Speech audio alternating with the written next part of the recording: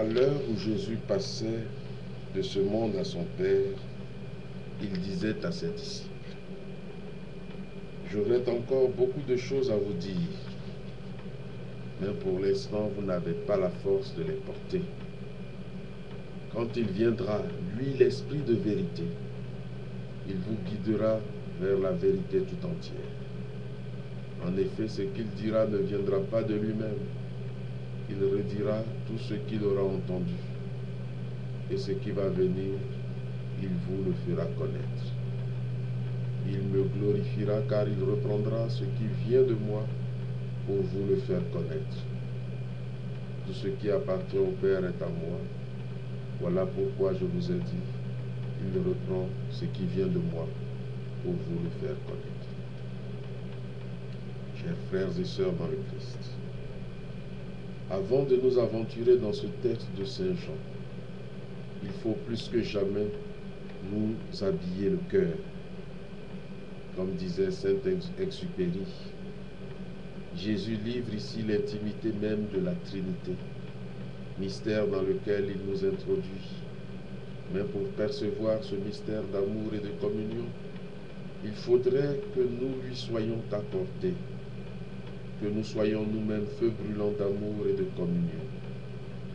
Or, nous ressemblons plutôt à du bois trop vert mis au contact du feu. Bien difficile de le faire prendre. Ce que Jésus nous dit ici, entre autres choses, c'est que l'Esprit de Dieu, le feu, va venir en nous. Il va s'installer au cœur du bois vert. Nous sommes encore dans le contexte du dernier repas de Jésus avec ses disciples au soir du jeudi saint. Jésus fait ses adieux et prépare ses disciples aux événements qui vont suivre. Il révèle le maximum de son mystère, mais il y a des choses qu'ils ne peuvent pas comprendre. J'aurai encore beaucoup de choses à vous dire, mais pour l'instant, vous n'avez pas la force de les porter. L'histoire de l'humanité, comme toute histoire humaine, est celle d'un long cheminement. Comme nous, parents ou éducateurs, accompagnons ceux qui nous sont confiés dans leur éveil progressif, Dieu accompagne l'humanité dans sa longue marche. Tout au long de l'histoire biblique, Dieu s'est révélé progressivement à son peuple. Ce n'est que peu à peu que le peuple élu a abandonné ses croyances spontanées pour découvrir toujours un peu mieux le vrai visage de Dieu. Mais ce n'est pas fini. La preuve, c'est la difficulté des propres disciples de Jésus à le reconnaître comme le Messie, tellement il était différent du portrait qu'on s'en était fait d'avance. Et ce long chemin de découverte de Dieu n'est pas encore terminé. Il n'est jamais terminé. Il continuera jusqu'à l'accomplissement du projet de Dieu. Tout au long de ce cheminement, l'Esprit de vérité nous accompagne pour nous guider vers la vérité tout entière. La vérité semble bien être l'un des maîtres mots de ce texte. À en croire ce que nous lisons, la vérité est un but et non pas un acquis.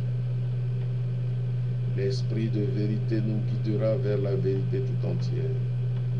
Cela devrait nous interdire de nous intriper sur les questions de théologie, puisqu'aucun de nous ne peut prétendre la vérité, prétendre posséder la vérité tout entière. D'autre part, elle n'est pas d'ordre intellectuel, elle n'est pas un savoir. Puisque dans le même évangile de Jean, Jésus nous dit « Je suis la vérité ». Alors nous comprenons pourquoi dans le texte d'aujourd'hui, il emploie plusieurs fois le mot « connaître ». Ce qui va venir, il nous fera connaître. Il reprendra ce qui vient de moi, pour vous le faire connaître. En langage biblique, on sait bien que connaître désigne une expérience de vie, non pas un savoir. À tel point que ce mot connaître est celui qui est employé pour l'union conjugale. L'expérience de l'amour ne s'explique pas. On peut seulement la vivre et s'en émerveiller. L'Esprit va habiter en nous, nous pénétrer, nous guider vers le Christ qui est la vérité. Alors peu à peu la révélation du mystère de Dieu ne nous sera plus extérieure. Nous en aurons la perception intime. Là encore, j'entends un écho des promesses des prophètes. Ils me connaîtront tous du plus grand au plus petit. Derrière, remarque, ce qui va venir, il nous le fera connaître. Ce qui va venir, n'attendons pas des révélations à la manière des voyants. Il s'agit de beaucoup plus grand. C'est le grand projet de Dieu qui se réalise dans l'histoire humaine. Ce que Saint Paul appelle le dessein bienveillant. Et qui est justement l'entrée de l'humanité tout entière dans la vie intime de la Trinité. Il reprendra ce qui vient de moi pour vous le faire connaître. Il n'est pas question là non plus de nous placer sur un plan intellectuel. Ce ne sont pas les idées de Jésus qu'il va nous faire comprendre. C'est l'expérience même de sa vie qu'il va nous faire revivre à notre tour.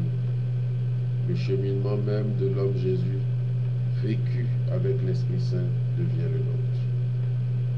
Depuis sa conception dans l'Esprit, les 3 autres évangélistes nous racontent sa croissance d'enfant et de jeune. Les tentations au désert, c'est l'esprit d'amour qui lui permet de les surmonter. C'est encore l'esprit qui le conduit dans toute sa mission, qui inspire ses paroles et ses actes, qui lui donne l'audace des miracles, jusqu'à la dernière audace de l'abandon total à Gethsemane. C'est cela, la vérité tout entière du Christ, celle vers laquelle nous cheminons à travers l'expérience de nos vies. C'est cet esprit qui nous habite désormais et qui nous donne à notre tour toutes les audaces de la mission. On est loin des savoirs intellectuels, c'est à l'expérience même de l'intimité de Dieu que nous sommes invités. Au fond, quand nous célébrons la fête de la Trinité, nous ne contemplons pas de loin un mystère impénétrable. Nous célébrons déjà la grande fête de la fin des temps, celle de l'entrée de l'humanité dans la maison de Dieu.